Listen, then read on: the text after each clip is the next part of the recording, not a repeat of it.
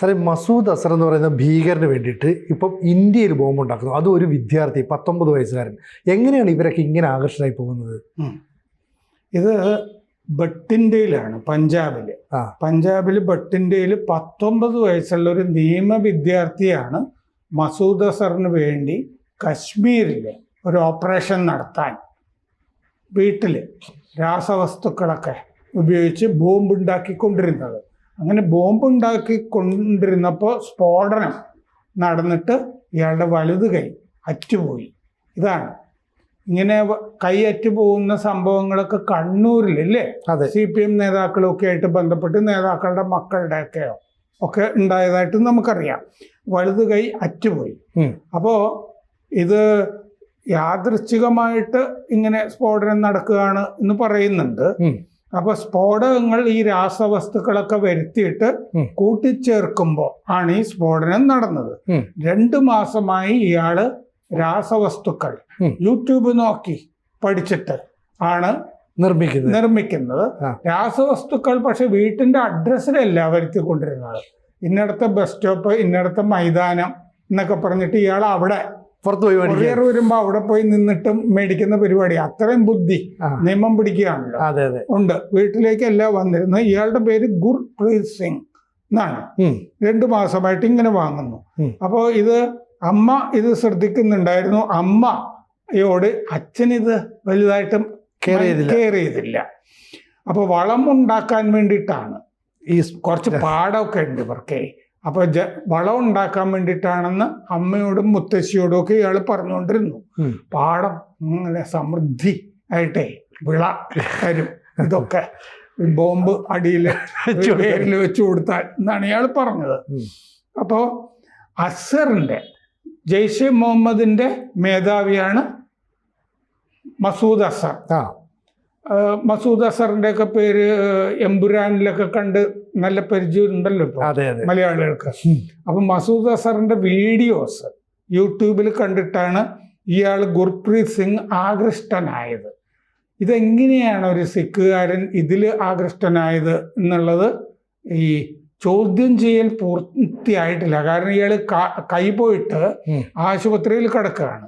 അപ്പൊ ആശുപത്രിയിൽ കിടക്കുന്നതുകൊണ്ട് ചോദ്യം ചെയ്യൽ പൂർത്തിയായിട്ടില്ല. അപ്പൊ ഇതിന്റെ വിവരങ്ങൾ മുഴുവൻ വന്നില്ല. അപ്പോൾ കഴിഞ്ഞ ജനുവരി മുതൽ ഇയാള് ഈ യൂട്യൂബ് വീഡിയോസ് ഒക്കെ കണ്ട് ഇയാൾ പറയുന്ന തീവ്രവാദത്തിലൊക്കെ ആകൃഷ്ടനായി ഇയാള് ഇതൊക്കെ വരുത്താൻ തുടങ്ങി. ജൂൺ ജൂലൈ മാസങ്ങളിലൊക്കെ ഓൺലൈനിൽ ഇത് ഓർഡർ ചെയ്ത് രാസവസ്തുക്കള്, പോക്കറ്റ് മണിയില്ലേ, അത് ഒക്കെ ഉപയോഗിച്ചിട്ടാണ് വരുത്തുന്നത്. പിന്നെ സ്വന്തം വിലാസത്തിലല്ല, പൊതുസ്ഥലത്താണ് ഈ രാസവസ്തുക്കൾ വരുത്തിക്കൊണ്ടിരുന്നത്. ഗവൺമെന്റ് സ്കൂള്, പിന്നെ ബസ് സ്റ്റോപ്പ്, ഇന്ന തെരുവ് എന്നൊക്കെ പറഞ്ഞ് അവിടെയൊക്കെയാണ് വന്നുകൊണ്ടിരുന്നത്. ഇതുവരെ 15 തവണ കൊറിയർ രാസവസ്തു കൊറിയറിൽ ഇയാൾക്ക് വന്നിട്ടുണ്ട്. ഒന്നുപോലും വീട്ടുവിലാസത്തിലായിരുന്നില്ല. വീട്ടുവിലാസത്തിൽ വന്ന ഒന്ന് വീട്ടുകാരും ശ്രദ്ധിക്കുമല്ലോ. ചിലപ്പോൾ കിട്ടില്ല, നീ പോടാന്നൊക്കെ പറഞ്ഞ് വിട്ടു കഴിഞ്ഞാൽ ഇയാളില്ലാത്ത സമയത്താണെങ്കിൽ ഇയാൾക്ക് ബോംബുണ്ടാക്കാനും പറ്റില്ല. അപ്പോൾ 5 മുതൽ 7 തരം വരെയുള്ള ബോംബ് നിർമ്മാണത്തിനാണ് ഇയാൾ ശ്രമിച്ചു കൊണ്ടിരുന്നത്. ഇതുപോലെ ഉപയോഗിച്ച രാസവസ്തുക്കൾ ലീഡ് എസൈഡ്, പിന്നെ പിക്രിക് ആസിഡ്, ഇതൊക്കെയാണ്. ലീഡ് എസൈഡ് എന്ന് പറഞ്ഞ ദ്രാവകം ഇയാൾ പൊടിയാക്കാനുള്ള ശ്രമം നടത്തുമ്പോഴാണ് ഈ സ്ഫോടനം നടന്നത്. അപ്പോൾ ദ്രാവകം പൊടിയാക്കാൻ ഇതിൻ്റെ പേസ്റ്റ് ഈ ഉപരിതലത്ത് നിന്ന് ഇങ്ങനെ ചുരണ്ടി മാറ്റുമ്പോഴാണ് സ്ഫോടനം ഉണ്ടായത്. ഇതിങ്ങനത്തെ രാസവസ്തുവാണെന്ന് ഇയാൾക്ക് അറിയില്ല. ചെറുതായിട്ട് ഇത് ചുരണ്ടിയാൽ തന്നെ സ്ഫോടനം ഉണ്ടാകും, തീയൊക്കെ വരും. പേസ്റ്റ് ഉപരത്തിൽ നിന്ന് ചുരണ്ടുമ്പോൾ കത്തുകയായിരുന്നു. ഇയാൾ അബോധാവസ്ഥയിലായിരുന്നു. വലത് കൈ മുറിച്ച് കളയേണ്ടിയും വന്നു. ബഠിൻഡയിൽ നിന്ന് ഇയാൾ ടിക്കറ്റ് ബുക്ക് ചെയ്തിരുന്നു, റെയിൽവേയിലെയും ബസ്സിലും ഒക്കെ. ബഠിൻഡയിൽ നിന്ന് ജമ്മു കാശ്മീരിലെ കത്വയ്ക്ക് പോകാൻ വേണ്ടിയിട്ടാണ്. അത് വളരെ സംശയാസ്പദം. എന്താണെന്ന് വെച്ചാൽ കത്വ നമ്മുടെ സേനയ്ക്ക് ഇപ്പോഴും വഴങ്ങാത്തൊരു സ്ഥലമാണ്. അവിടെ 30 കൊല്ലമൊക്കെ പഴക്കമുള്ള തീവ്രവാദികളൊക്കെ ഈ ഗ്രാമീണരുടെ പിന്തുണയോടുകൂടി വാഴുന്ന ഒരു സ്ഥലമാണ് ഈ കത്വ. അപ്പോൾ അവിടുത്തെ ജനങ്ങൾ തദ്ദേശീയർ ഭയങ്കര സപ്പോർട്ടാണ് അല്ലേ? സപ്പോർട്ടാണ് ഈ തീവ്രവാദികൾക്കും ഭീകരർക്കും. പിന്നെ ഈ കത്വ മറ്റേ കാട്ടുപ്രദേശമൊക്കെ ഉണ്ടല്ലോ, അതെ അതെ, ഇത് മറ്റേ പാകിസ്ഥാനും ഒക്കെ അടുത്ത്. അപ്പൊ അവിടെ നിന്ന് ഭീകരര് നുഴഞ്ഞു കയറുന്ന ഒരു സ്ഥലമാണ് കത്വ.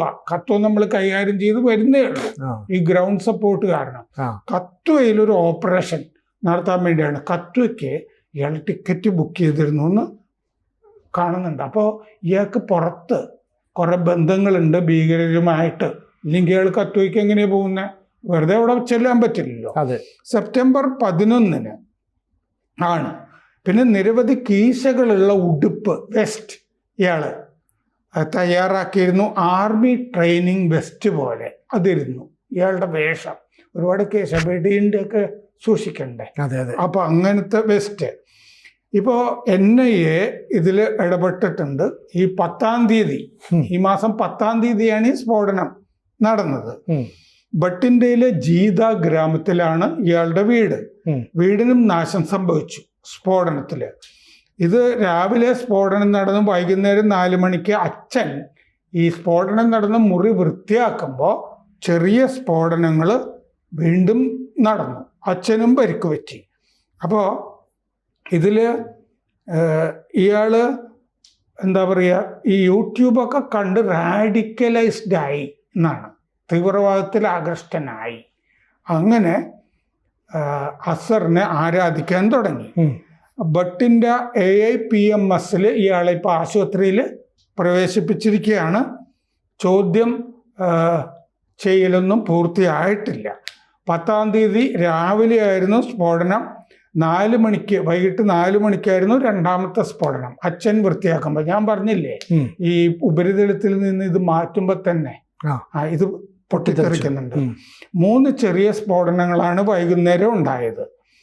14-ാം തീയതി സെപ്റ്റംബർ 14 ബോംബ് ഡിസ്പോസൽ സ്ക്വാഡ് വന്നിട്ട് ഇത് മാറ്റുമ്പോഴും ചെറിയ സ്ഫോടനങ്ങൾ ഉണ്ടായി. റോബോട്ട്സ് പോലെ ആണ് അവർക്കിത് അനുഭവപ്പെട്ടത്. ചെറിയ ഒരു സ്ഥലത്ത് നിന്ന് നീക്കുമ്പോൾ തന്നെ പൊട്ടിത്തെറി ഉണ്ടാകുന്നുണ്ടായിരുന്നു. വീട് മുദ്ര വെച്ചു. അടുത്ത് ഉള്ള താമസക്കാരെയൊക്കെ ഒഴിപ്പിക്കുകയൊക്കെ ചെയ്തു. ഫോണിൽ ഇയാളുടെ ഫോൺ നോക്കുമ്പോൾ അതിൻ്റെ അകത്തൊക്കെ ഭീകരവാദികളുടെയൊക്കെ വീഡിയോകളൊക്കെ ഉണ്ട്. സ്ഫോടകങ്ങൾ എങ്ങനെ ഉണ്ടാക്കാം എന്ന് ഇയാൾ യൂട്യൂബിൽ നോക്കിയതിൻ്റെ ഇതൊക്കെ ലിങ്കുകളും ഒക്കെ അവൈലബിൾ ആണ്. പിന്നെ പാകിസ്ഥാനിലെ ഭീകരവാദികളുടെയൊക്കെ നമ്പറുകളില്ലേ, അതൊക്കെ ഇയാളുടെ ഫോണിൽ കാണുന്നുണ്ട്. പിന്നെ ഫേക്ക് ID, ഇവരൊക്കെ ആയിട്ട് ബന്ധപ്പെടാനായിട്ട് ഫേക്ക് ഇമെയിൽ ID, ഇയാൾ ഫേക്ക് ഇമെയിൽ ID ഉപയോഗിച്ചാണ് ഇയാൾ സെർച്ചും ഒക്കെ ചെയ്തിരിക്കുന്നത്. പിന്നീട് കണ്ടെത്താൻ പറ്റാത്ത വണ്ണം. അപ്പോൾ ജമ്മു കാശ്മീരിലെ ഒരു ഓപ്പറേഷൻ, ഈ കത്വ മേഖലയിലൊക്കെ ഒരു ഓപ്പറേഷനായിരുന്നു ഇയാളുടെ ലക്ഷ്യം എന്നാണ് മനസ്സിലാക്കുന്നത്. ചണ്ഡീഗഡ് PGMMER മുമ്പ് ഇയാൾ ഈ മാനസിക രോഗത്തിന് ചികിത്സ തേടിയിരുന്നതായിട്ടും കണ്ടെത്തിയിട്ടുണ്ട്. ശരിക്കും പറഞ്ഞാൽ ഈ കത്വ മേഖല എന്ന് പറയുന്നത് വളരെ സെൻസിറ്റീവ് ആയിട്ടുള്ള ഏരിയയാണ്. അപ്പോൾ അവിടേക്ക് പോയാലാണ് ഇത്തരം കാര്യങ്ങളൊക്കെ ചെയ്യാൻ പറ്റുന്നതെന്ന് ഇയാൾ മനസ്സിലാക്കുന്നുണ്ട്. അപ്പോൾ ഇനിയെങ്കിലും നമ്മുടെ ഈ സൈന്യം അല്ലെങ്കിൽ നമ്മുടെ ഈ സുരക്ഷാ വിഭാഗങ്ങൾ അവിടെ കോൺസെൻട്രേറ്റ് ചെയ്യേണ്ട സമയം അതിക്രമിച്ചില്ലേ? ഇപ്പം നമ്മൾ മറ്റു ഭാഗങ്ങളൊക്കെ അത്യാവശ്യം ശാന്തമാക്കിയിട്ട് കത്വയിൽ നമ്മുടെ സേന കോൺസെൻട്രേറ്റ് ചെയ്യുന്നുണ്ട്.